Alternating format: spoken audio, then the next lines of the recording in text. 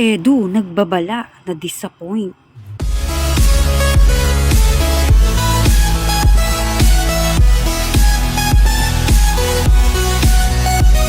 Bakit nga ba nagbabala si Kalingap Edu at na-disappoint? Tara, alamin natin. Kamusta po mga Kalingap? Muling nagbabalik ang inyong lingkod mini vlog. Naghahatid ng update tungkol sa mga Kalingap. Kung bago ka pa lang sa aking channel, mag-subscribe na at huwag kalimutang mag-like para lagi kayong updated sa aking mga videos. Maaring tapusin po muna natin ang video bago po tayo magkomento. Patuloy po nating suportahan ang founder po ng Kalingap na si Kuya Val Santos at Kalingap Rob dahil alam naman natin na madaming natutulungan sila ng mga kababayan natin. Araw-araw po nating suportahan at panuorin ang kanilang mga videos. Nag-live nga po si Kalingap Edu upang magpaliwanag dahil sa dami ng reaction na kanyang nababasa. Sinagot nga ni Kalingap Edu at ito ang kanyang paliwanag. Panoorin po natin ang video. Sobrang tagal ng vlog na, halos full day tayo para... Ang part yun, gagawin natin 61. Hindi ko alam. 62. Tapos, uwi na kami nun guys, no? Kumbandang alas, ano na kami, mag-rest na kami ng alas 11 sa ano. Masok sa ano. Tapos si Jay po, siyempre sa mga pakiramdam nito. At hindi niya kinaya yung ano, yung panahon dito pabago-bago. Tapos, yung rice, sobrang ano, tindi. Extreme ang rice namin doon halos pagka ano. Nagkasakit siya nun, mainit siya. Chinek ko rin siya, mainit talaga. Nalintura po ako, nilagnan po ako sa gabi. Oo. Siya ano, hindi ko siya kahapon eh. Siya ang cameraman ko, saka si Doc ang ko, driver naman. Alalay ko sila. So ayan po inanita muna yung sitwasyon. Pagod si Jay, may sakit pa. Tapos yun po, papunta na kami sa sa hotel. Siyempre, kami dito, nagtitipid kami, kaya yun, yung talaga, ako sagot ko lahat kasi ito ang takad ko to ay, kaya sagot ko sila lahat. So, papunta na kami dito sa hotel, yun, sagot na nung sponsor ko eh. Tapos, ayun, nung naandong kami, papasok na kami sa sa taas. Tapos nun po, nagpapahinga na kami nun, Tapos, si Doc po naiwan sa baba. Tapos, si Jay at yung mga lalay ko, sila kumasikaso ng gamit. Tapos ako pagod doon, kausap ko yung sponsor. Tapos biglang pumasok si Doc, nagla-live. Tapos sinabi yun, di ba? Ang sabi po, nasaan yung nasaan si Beyonce, nasa kabilang kwarto po siya. Tapos sinabi kasama to. Kasama to dahil ginaano yung gamit. Tapos, kami po dapat tatlo. Ang magkakasama sa room. Tapos yun, huwag na, hindi na sabi ko ang sana ako rin sana kasama ko ng sponsor. Dito magpalipat. Ang gagawin ko sana ililipat ko na rin si Jay dito sa namin, dito sa sponsor kami tatlo.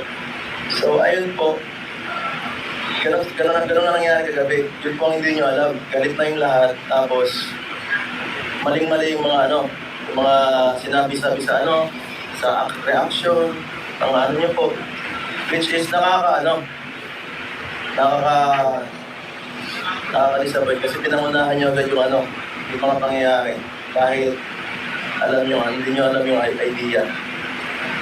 Andun si Erica. Hindi po, wala po dun si Erica kahit sino pong tanong nyo. Di ba? Wala po si Erica. Yung sinasabi nyo pong kasama ng sponsor ko yung si Erica, sabi po ng sponsor ko is, nagkataon lang po, hindi rin po niya alam. Hindi rin po niya alam yun. Sinabi lang niya, galit nga yung sponsor ko dahil sinama sa pinuntahan niya si Erica, itong Kasi ang usapan lang po namin yung sponsor ko is, magkita kami dito. Hindi po dahil pinapunta niya lang ako may gamit po siya, galing po siyang LA, 15 hours ang biyahe papunta dito. Tapos po, pagod na pagod. Nakakahiya naman pong ako reregaluhan, ako pa magiging demanding sa dali mo dito ang bagahe, ganito, dali mo dito sa bahay ko. siyempre ako nang mag-aano, kasi ako ang bibigyan eh. So ayun, bakit tayo mag-aano dun? Tayo na mag-adjust kasi nag-give na nga sa atin, tayo na mag-aano. So ayun po, hindi mo lahat ng pinakaano dun. Saka yung mga nag-ano sa sponsor, passing sa amin tayo. Pag nahanap po kayo, black kayo lahat. Lahat ng nakita ko, hindi ko nagustuhan yung mga reaction dyan. Ayaw ko na nagsasalita ng di pa alam ang motive natin. Nakakaano ba? Dahil ko nabasa ng masama. Lalo sa sponsor ko, sa mga kasamahan ko dito, ang bihira. Kinuha ko po sila dahil kailangan ko ng kasama. Saka pinaalam po sila kay Kalinga Prang. Dahil hindi ko po alam dito sa lugar, saka kailangan po talaga ng alalay.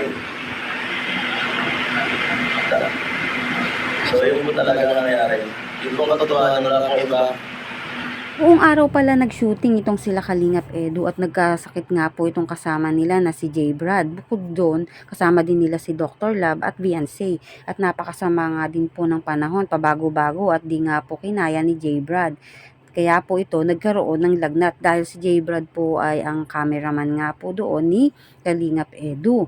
Tapos sumakay pa sila ng mga extreme rides kaya talagang pagod sila at masama ang pakiramdam nga nitong si J. Brad.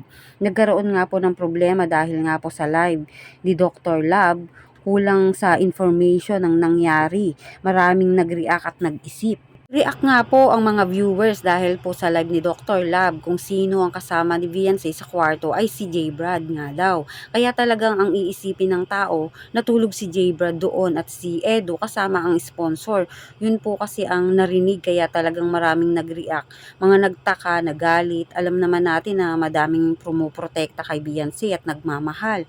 Tapos ganun ang mangyayari. Ngunit di pala ganun. Base sa paliwanag nga po ni Kalingap Edu para pala ihatid ang mga gamit at di naman pala doon natulog. Kung nabanggit yun sa live ni Dr. Love, malamang di magre-react ang mga viewers.